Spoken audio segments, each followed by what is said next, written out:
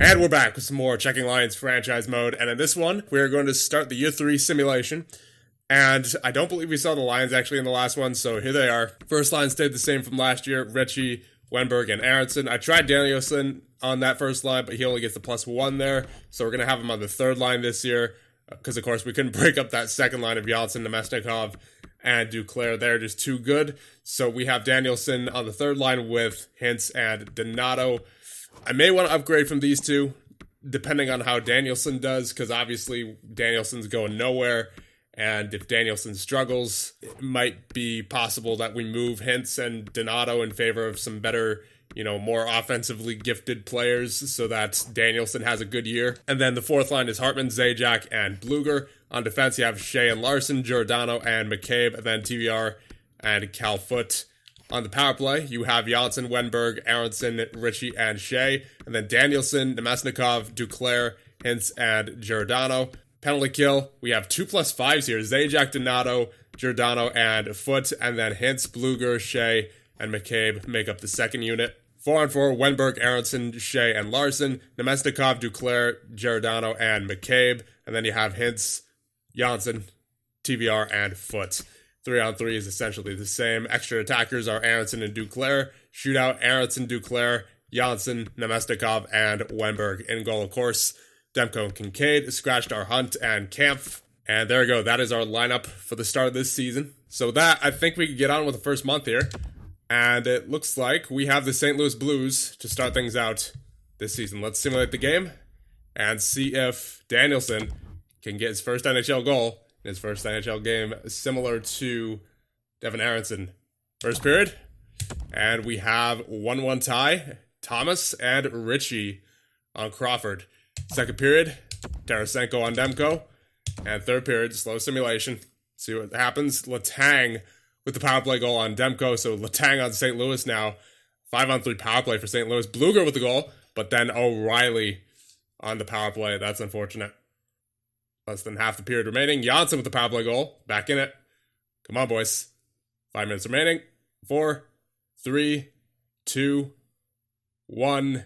And that's all she wrote. So, no first goal in this first game for for Johan Danielson. Was a good effort, but in the end we came up short. So, moving on to Winnipeg. Hoping for a better result there. Here we go. First period. And that'll be a 1-0 lead for Winnipeg. Roslovic on Demko. Second period. Aronson with his first of the year on Hellebuck, and then Scheifele on Demko makes it 2-1 in favor of Winnipeg. Come on, boys. Third period. Power play for Winnipeg. Nothing doing. We're ahead in the shots, but now it is Laine with the goal, putting Winnipeg up 3-1.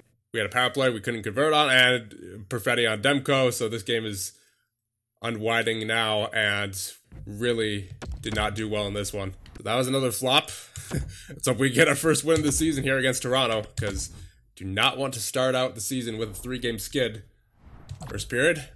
There you go. That's more like it. Janssen with 2 goals and Hintz on Anderson. Second period. Nothing doing. And third period, we're going to speed things up a little bit. Hintz, I believe that is that the hat trick for Hintz? No, that was Janssen with 2 goals before, but 2 goals for Janssen, 2 goals for Hintz, and that is a 4-1 win over the Toronto Maple Leafs. 3 starts of the game. Hintz, Demko, and Janssen, of course. Game against Carolina. Game number 4 of the season. When is Danielson's first goal going to come? Hopefully soon. I don't want to sim all these individual games until that happens, if it's going to be like game 20 or something. Hopefully not, but you never know, I suppose. First period, nothing doing. Second period, there you go. You got Bluger and Nemesnikov with goals for us, but then Vogel on Demko. Third period, nothing doing. We get the 2-1 victory. No goals for Mr. Danielson. Don't mean to put any pressure on him, but I would like to see it sooner rather than later. Pittsburgh, first period. There's a goal for Ritchie. Second period, another goal for Ritchie. Third period, and Janssen, Wenberg, and Shea. So the 5-0 shutout victory. So after a 2-game losing streak to start the season, we come back strong in the next 3 games with 3 solid victories. Only 2 goals against in those 3 games, and 11 goals for. So I am satisfied. First period against Ottawa. Oh my. So we have Donato, Aronson, and Larson with the goals, and then Hyros, Dadonov, and Kachuk with the goals for Ottawa. Second period, we have Donato and Nemesnikov with goals for us, and then Hosang for Ottawa. This is a shootout of a game, so if there was any game for Mr. Danielson to get his first goal, now would be a good time. Third period, and Zajac with the goal on Murray to make it 6-4. We win. I think after this game against Nashville, I'm going to check on the third line, see how they're doing, to be sure that those three mesh together. First period, Helm with the goal. Second period, nothing doing. Third period, Ritchie with the goal, and then Boychuk for Nashville, 2-1 loss. So it looks like the first line is doing fine, as Ritchie with 11 points. So he is definitely turning it on from last season. Aronson, surprisingly quiet to start out. Only 2 goals and 2 assists. Wenberg with 6 assists and 1 goal. Let's see how the second line's doing. Once again, could be doing better. Let's see the third line. Danielson with 2 assists. 2 goals for Hintz, 2 assists as well, and 2 goals for Donato. So everyone's kind of quiet right now. Besides Ritchie. Ritchie has definitely turned it on, and then of course Wenberg's point per game. But I would like to see a little bit more out of our offense. Defense, you have Shea with 2 points, Larson with 2, Giordano with 2, McCabe with 2, TVR with 2, and Calfoot breaks the streak with 1. And in goal, you have Demko with a 924. He's doing fine. And Kincaid, for the 4 saves that he had to make, stopped all of them. So that's all right with me. I believe auto-rotate goalies are on, so Kincaid just hasn't played a full game yet. We'll see what these 3 games bring, and then if the offense still isn't really going, then we might make a couple of changes just to mix things up, see what works for Mr. Danielson. First period against Vegas. Oh boy. So Ritchie and Larson score, but then Skinner, Kovalchuk, Glass, and Skinner on Demko for a 4-2 Vegas lead after 1. Second period, and that'll be Bluger and Hintz with the goals for us, and then Pacioretty for them. 5-4 game, heading into the third, and Danielson with his first career goal, and it is a game-tying goal on the power play against Robin Lehner, and we have a shootout, or overtime, I meant, and Zajac with the overtime winner on Lehner. Very nice. So good way for the kid to get his first goal, for sure. 3 assists for Shea. So we're 5-4-1 after 10 games. We could definitely be doing better. So let's take a look at what's going on here. Goals for per game. We are sitting at a 3.4, so we're scoring. Goals against per game. We are at 2.8. So we're not necessarily struggling offensively or defensively at the moment compared to where other teams are. Power play, we're at 25.9, so the power play is fine. Penalty kill could be better for sure. So if there's any area that needs improving, it's the penalty kill. But besides that, I think we've just gotten kind of unlucky because the stats otherwise tell a different story, right? So as we take a look at the player stats, you have Ritchie with 12 points in 10 games. You have Hintz and Wenberg with 9. Janssen with 8. Danielson with 7. So Danielson, after he got his first goal, it looks like that opened up the floodgates a little bit for him. Good to see. Nemesnikov with 6, Duclair and Aronson as well. Shea with 5, Larson, Zajac, Donato, McCabe, Giordano all with 4, Bluger and TVR with 3, Hartman with 2, and Foote with 1. And in goal, you have Demko with a 915 and Kincaid with a 906 in 3 games. How are we doing on face-offs here? So we have Hintz with a 55%, we have 52 for Wenberg, Donato, I don't think he usually takes face-offs. Zajac does, though. He's at a 48.3. Really? Zajac with the 94 faceoffs has a 48.3. Okay. And then you have Nemesnikov with a 43.5. That's unfortunate. Might be something to look into there. What percentage did Nemesnikov have last year on the faceoffs? A 43.5. Okay, so he's around his usual right now. Yeah, I think we just have to keep going here because the stats are telling a bit different of a story than the record is. Because obviously we saw the team stats, +5 line chemistry everywhere on the penalty kills. So you got to think it's only a matter of time before that just corrects itself, you know. So I think we'll just go another month and see what happens. It's a little too early to change anything with the way we've been simulating. Once again, I think we've just been unlucky in certain aspects. So we'll see what happens after November. Well, talk about unlucky. Thatcher Demko goes down with a knee injury. Luckily not too long, it's only about a week, but we are going to have to call up Mr. Alex Lyon here. So after that month, we are now 12-9-3. We're a bit all over the place at the moment. We haven't really been able to get hot. we haven't gone cold either, but we're just going back and forth between, win-loss, win-loss, win-loss, that kind of thing. I mean, we're still in a playoff spot, but the way we're playing, it's a bit shaky, so we'll see what's going on here. Goals for per game stayed pretty consistent with where we were last time, 3.42, but the goals against per game were now at 3.17, so that could be something we look into. Power play, we are at a 23.1, a little bit lower than last time, but the penalty kill, penalty kill is much better now, 83.7, like to see that. What is going on with our defense and goaltending? Because that goal against average was not pretty. Oh, Kincaid. Yeah, that time that Demko was out, Kincaid must have gotten in there more often than not, and okay. So it looks like the majority of the losses in that stretch were mostly Kincaid. I mean, of course, Demko has a few losses under his belt as well, but Demko has the .916 save percentage and Kincaid has an .882. So you can only assume that Demko is still helping our simulation while Kincaid isn't really. Defensively, you have Giordano with 14 points, doing exactly as I hoped. Hopefully, he doesn't decrease in overall as the year goes on due to his age. Shea with 12 points, Larson with 10, McCabe with 8, TVR with 5, and Foote with 4. And at forward, Ritchie with 22 points, Wenberg with 21, Duclair with 19, Janssen with 18, so a lot of depth scoring here. Aronson only with 5 goals so far, and 18 points. Wonder what's going on there.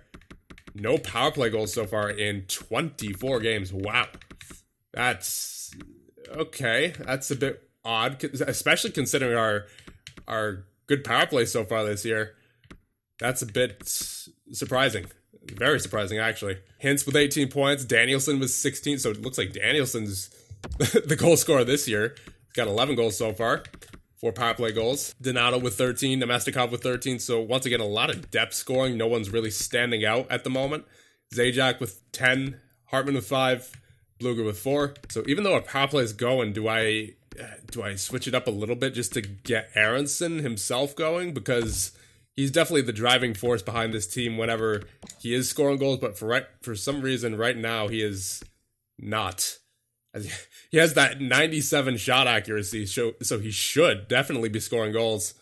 He's just in a bit of a rut right now, it looks like. So we got to figure out how to get him going, and it's not like he has different line mates, right? I mean, he has the same line mates as last year, at least 5-on-5 wise, so maybe get more of a playmaker onto that power play line, like maybe Nemestikov. But then again, the power play as a whole has been working, so I don't know. What do I do there? I guess you just leave it and hope he just figures it out, I don't know. It's a bit of a strange season right now, considering our record. And then even looking at the team stats, I think our struggles for the most part recently have been from Kincaid being in net. So for the time being, I'm going to turn off auto-rotate goalies just to see what happens, because I have a feeling that the majority of those losses were on Kincaid. So on December 31st now, we haven't been able to find any rhythm this year whatsoever. I have no idea why. For the most part, these are the same lines as last year. You have Aronson, who's actually our leading point getter right now, 31. Wenberg with 30. Danielson looks like he's slowed down recently. That's unfortunate. Faceoffs, Zajac back up to a 57%. That's what I expect him to be.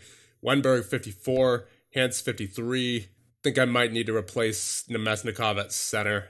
I might have to swap him out for somebody, because that's not a good faceoff percentage. I'd prefer to win some draws for that second line, maybe get some more offense going that way. Hit-wise, it looks like we're fine physically. Defensively, Wenberg, Duclair, doing a good job. Janssen, Nemesnikov, all have good ratios. Ooh, that's unfortunate. Giordano with an 8-45 takeaway to giveaway ratio. Yeah, don't like to see that. Demko with a 907 in 31 games. So, I don't know. We just can't find a rhythm for whatever reason right now. We're still scoring, apparently, at a 3.24, but we're being scored against more often, 3.22, compared to when we last checked. That's not great. Power play is at a 20.6. That's okay. Penalty kill is okay as well, at an 82%. So, I think there's definitely a change in order, but I don't know what yet, because we haven't been able to find any rhythm at all. I hate to do this, but I might have to break up that second line just to get a face-off taker on there, because I noticed Ritchie has a decent faceoff percentage. I mean, he granted doesn't have many faceoffs taken, but he has a 55% on 58 faceoffs taken, so I figure may as well try it out. And you do retain that +5 there as well. So we'll try this with Ritchie, Duclair, and Nemesnikov. Then I guess you have Janssen on the first line with Wenberg and Aronson. Ooh, I think I may have found a reason for our struggles here. That fourth line is brutal defensively. -14, -6, -16 for Hartman. Let's see what everyone else +/- +6, even, -2, even, +10, -1, +9, +7. Yeah, it's the fourth line. That fourth line is brutal defensively right now. I mean, even TVR on that third defensive pair is only a -5. Cal Foot's a +7. I mean, I don't usually take too much stock into +/-, but when there's that big of a difference, yeah, that's a problem. Yep, that's a change we need to make for sure. I think I'm going to take out Hartman. He's only got 5 points on the season, and I know that's not necessarily his role, but he did have 34 points last season. I'm guessing he was on the third line last year. Yeah, he was on the third line last year, more than likely. And he's not even doing much on the fourth line right now physically either. Yeah, we're taking out Hartman for sure. And I think, honestly, if I could get a solid playmaker for this third line to go along with Danielson and Hintz, that would help these guys out a lot. Because, I mean, Danielson, he's already got 16 goals on the season, but I think he's slowed down a lot as of late. And Hintz, I mean, he's got plenty of assists of his own, but I would like another playmaker type player to go along there. And Donato, I don't know if he really fits that description because he only has 9 assists on the season so far, 10 goals. And as far as that third line goes, I want Danielson to be the goal scorer because it seems that he has a real nice shot. I mean, yeah, everything's in the 90s. So yeah, I want 2 guys feeding Danielson there, so I think we'll drop Donato down to the fourth instead of Hartman. Looks like we might be trading for a playmaker here because that is something I think we do need. And we also desperately need to fix that fourth line. So I think I found a good deal here from the San Jose Sharks, Andre Palat. He is currently on a 3-year deal, $2.8 million. We're going to try to retain 50% of his salary for this deal. He has 9 goals, 14 assists. He's exactly what I'm looking for the third line. 23 points currently on the season. Not much of a physical guy, but he's good defensively with the takeaways and giveaways. And I think he'd make a nice line mate for Mr. Danielson. And going the other way will be Tampa's second-round pick that we traded for earlier.